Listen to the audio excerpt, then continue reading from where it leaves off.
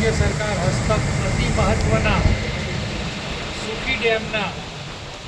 એની જે સપાટી છે 147.25 મીટર થવાના કારણે 6 જેટલા ગેટ આજે 1 વાગે ખોલવામાં આવ્યા છે અને 80 સેન્ટીમીટર જેટલા આ 6 ગેટને ખોલવામાં આવ્યા છે અને એ પ્રમાણે 15,000 ક્યુસેક ઉપરાંતનું પાણી આજે ભારજ નદીમાં આ ગેટ ખોલવાથી વહીને જવાનું છે અને વરસાદ ગઈકાલે રાત્રે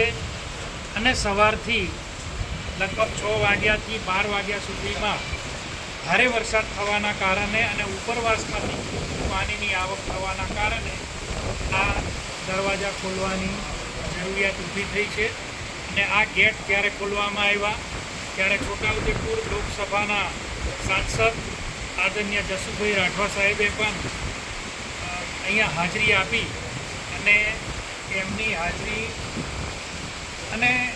સૌ અધિકારીની પત્રકાર મિત્રોની સૌની હાજરી વચ્ચે આટલું પાણી અત્યારે વહી રહ્યું છે. નીચાણવાળા ગામોમાં કોઈ સંકટ ખરું, કોઈ સ્થળાંતર કરવાનું? ના, એવા કોઈ પ્રશ્ન આવે નહીં, કારણ કે એટલા હેવી ખોલવામાં આવ્યા નથી અને નદીની અંદર પણ લિમિટેડ પ્રમાણમાં જ પાણી જઈ રહ્યું છે.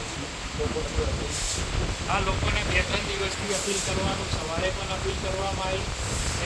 ગઈ સાંજે પણ નક્કી જ હતું